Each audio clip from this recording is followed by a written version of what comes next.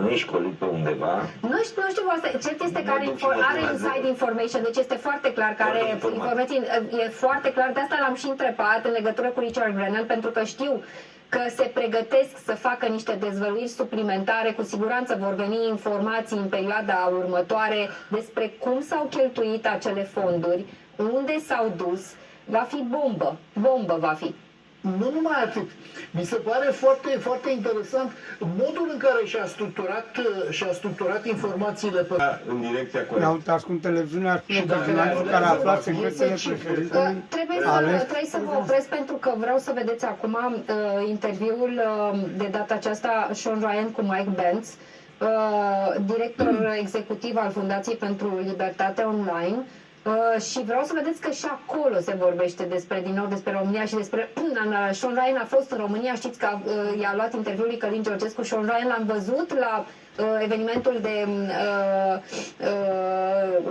inaugurare, mi se spun, dar nu inaugurare, la Donald Trump, la investire. Și o să vedeți că și acolo se vorbește din nou despre acest lucru. Hai să vedem. You know, one of the things that caught my eye, you know, is, I mean, like I said, there's just been so much that's getting unveiled, but I recently did an interview with Călin Georgescu, who's running for president in Romania, and the Romanian Supreme Court annulled the election and basically froze it due to Russian interference. And, you know, I got a lot of flack for that interview, but I wanted to give that guy a voice because I thought, this really kind of mirrors very similarly to what we saw with Trump, not in the last election, but the election before. And, you know, Georgescu called the tens of millions that were sent by USAID a bribe wrapped as social aid and an attack on their sovereignty. So so it sounds like this was kind of funded. This campaign against him and shutting him down was funded and instigated by USAID. Now, the Russian interference was never proven. It was all just speculation. But the USAID stuff is proven. And so it's interesting. We just did that a couple of weeks ago, and I'm curious what your thoughts are on this. Well, I'm shocked. I'm shocked to find the U.S.-funded blob NGO swarm descending on a right-wing populist party in Europe.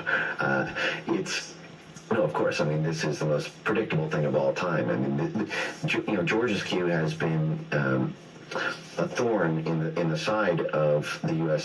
and UK and sort of NATO foreign policy establishment for a number of reasons. The central linchpin of world geopolitics right now is the conflict between Ukraine and Russia.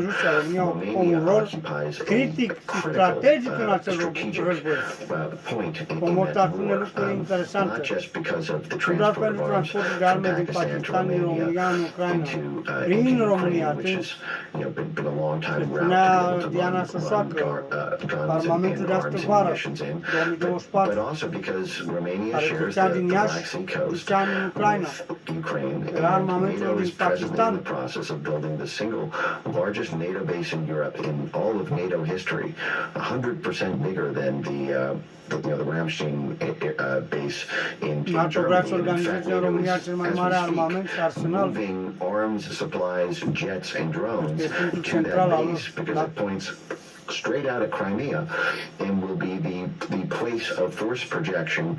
And you know, this is the military hard power play on Crimea, which is absolutely essential to Russia in their view. This is what kicked off this conflict to begin with. Really, there was the effective secession of eastern Ukraine, but it was Russia's warm water port access in Crimea, and obviously the military base there. It was the Crimea referendum to join the Russian Federation that kicked off all of this, including the rattlesnake nest that Trump walked into with Ukraine and Russia and whatnot. And so, you know, Georgescu has effectively campaigned on friends with both sides, enemies of neither, you know, neutrality, știm does dacă not want to neutralitatea nu antagonize vrea Russia să by building, angaje the Rusia NATO's prin largest contraire. Știi cel mai recalt punct al NATO, capability right on capacitatea pe care chiar o știi pe coasta României coast. It makes și să Romania a facă din target. România o țintă. Obviously, from NATO's perspective, the moment Mi se Russia pare aberant să bombs spune că Rusia n-ar ataca Romania România and doar extends dacă the românii fight beyond Ukraine, ar that trimite would be armament a major international de la incident. Debrețelul But prin the România attempt to remove Georgia's să cue is the trimeată same thing that rachete happened care with să Imran ducă în Khan. Rusia. The Intercept published leaked cables. Who was that? Imran Khan is the prime minister of Pakistan. And again, there's this deep relationship between Pakistan and Romania here, because Pakistan was essentially how we trained and funded the Mujahideen in the 1970s and 80s against the Soviets. There's a lot of military capacities that we warehouse there. There's a lot of money laundering through those. There's the famous BCCI Bank, the Bank of Commerce and Credit International, sort of CIA proprietary bank that went down in real scandals around Pakistan. Great Britain, the UK, which has massive interest in Eurasia, just built an air bridge between Pakistan and Romania for this exact purpose. And so, but Pakistan also, Imran Khan, the prime minister, did not want to,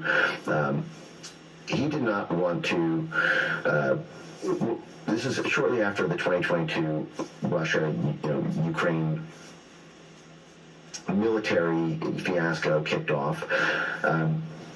The U.S. and U.K. foreign policy folks thought that, in their own words, when they were effectively bribing the political class of Pakistan, this is all in the Intercept, everyone can look this up, these leaked cables, it showed that carrots and sticks were offered by the Biden foreign policy establishment to parliamentarians in Pakistan in order to oust Imran Khan in a no-confidence vote, an impeachment that would take him from power, and then he was arrested shortly thereafter. He's currently in prison, even though he was the wildly popular, elected head of state. And the reason cited by the State Department for carrying out this coup operation was that Imran Khan had taken, quote, an aggressively neutral position, because Khan had said that he will continue to have Pakistan do trade with Russia. He does not want to allow weapons to go to killing Russians. And given how central that Pakistan is in this Pakistan-Romania corridor, Georgia's cue, I see, is the same way, aggressively neutral. But that's all it takes. That was all it took for the State Department there. And can I continue just on this point? Absolutely. Going after the courts in order to nullify elections or influence the activities of the elections is the beating heart of what USAID and to a related extent the State Department, CIA, and civil military folks at DOD do. USAID is in their charter to pursue so-called judicial reform, which allows them to effectively bribe and try to rig the decisions of judges and the judiciary and the rise and fall of laws in foreign countries. And USAID made a special project of targeting what they call EMBs, election management bodies, and which are the bodies in countries that adjudicate elections. So, for example, it's our Supreme Court that decided, the Bush versus Gore hanging Chad's, election in the U.S. 20 years ago. In Brazil, the EMB, the election management body, is what's called the TSE. It's basically a subcomponent of their STF Supreme Court.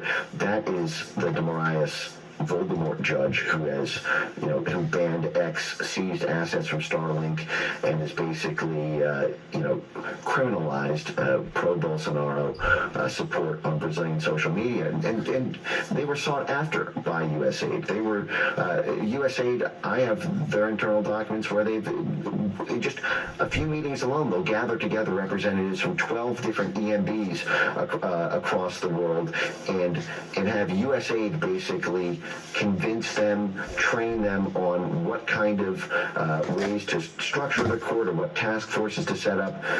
in the disinformation space in order to allow those courts to have to not just adjudicate the elections, but to be able to effectively criminalize questioning the elections or speech during the election cycle. This is part of how the power in Brazil, of that court expanded to such a huge size. USAID was pumping money into that whole network around that court, pumping up the academic thought leadership, pumping up the legal advocates who were making pitches to the prosecutors and to the disinformation task force itself.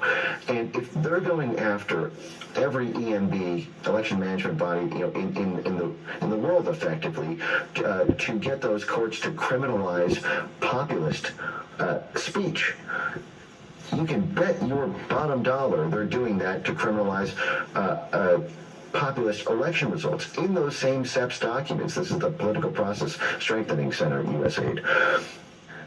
In that program, they define the enemy as populism. They say that part of the purpose is to prevent the evolution of populist thought leadership, because they define right-wing populism as a threat to democracy, because it undermines the efficacy of democratic institutions, U.S.-backed NGOs and civil society institutions in the area. Well, guess what George's view is? He's a right-wing populist, or he's a populist, at least, however you want to define it. He is, in their view, the virus that the white blood cells of USAID are custom built to take out. And I just have to stress this point. This was attempted against Donald Trump when he won the 2016 election. When the Russiagate predicate came out about social media interference, everyone can trace the timeline of this and look up the contemporaneous news reporting. When the CIA came out and said there was Russian interference on U.S. social media, and there were Russian bots and trolls, and RT and Sputnik were supporting Trump, they tried to get Congress to not certify the election result on the basis of Russian interference in the election. And to my recollection, they got, I believe, almost somewhere between a dozen and 24, or almost a dozen U.S. congressmen to agree not to certify that vote. Now, it's not nearly enough. You need, there's over 500 people in the House and 100 in the Senate. But if you can get that ball rolling and poach sitting members of Congress here in the U.S. 8 years ago, before they even built up this apparatus to be juiced and as powerful as it's become, think of how much easier that task is, and how far a little bit of money goes a long way in order to juice those networks in Romania. Yeah, that's what caught my attention, was it seemed almost identical with the Russian interference. And, what actually blew him up was a TikTok smear campaign. Right. And the TikTok smear campaign actually resonated with a large portion of the population in Romania, which boosted him up. I mean, the guy spent next to nothing on his campaign and had a tremendous lead. And, one of the things that I spoke with him about in detail is how he does not want that NATO base there. I did ask him, will you be able to stop that? He couldn't answer that, which means, maybe he can't. I don't know, but it seemed like the reason they went after him is because he does not want that base built, the biggest ever NATO base ever to be built in Europe, to include World War II, and it obviously would it'd be a detriment to the Ukrainian side of the war. Many times he just wants peace. He doesn't want Romania involved in that. That's not their problem. I think that's the way a lot of Americans feel too. But so I think you hit it. But so basically, what USAID is doing is they're influencing their politicians to sway a certain way. Are they also paying off their media? Because they wouldn't platform him. He was not heard other than on TikTok. The day after I announced the interview that was going out with him, they had 250,000 people start protesting in front of their parliament. Yeah. No, absolutely. That's what USAID does. They create the surround sound. This is part of the reason I call it the USAID Truman Show. USAID goes after every single category of institution in the country they're targeting. The media, control over social media speech, the unions, the workers groups, the judiciaries, the parliamentarians, the arts and music and culture, Dacă astfel de lucruri le spune un om de rând, universities nu e and luat în academic considerare. institutions. Dacă le spune unul de sus, Everything, din even centrul you know, lor, folks in, din the mijlocul lor, din commercial USAID, din for-profit sector Parlament, side. e luat în considerare. What USA does is it does what it calls capacity Din cauza building. aceasta, oamenii de rând n-au Does a niciun baseline assessment or strategic cuvânt de assessment spus. of all the assets they have in the region, and then they look at the gap between what Toate they have jocurile and de la what they planele need. lumii le fac cei de la Parlament, din guvern. Foarte, foarte tare. Cred că trebuie să luăm pauză de publicitate, nu?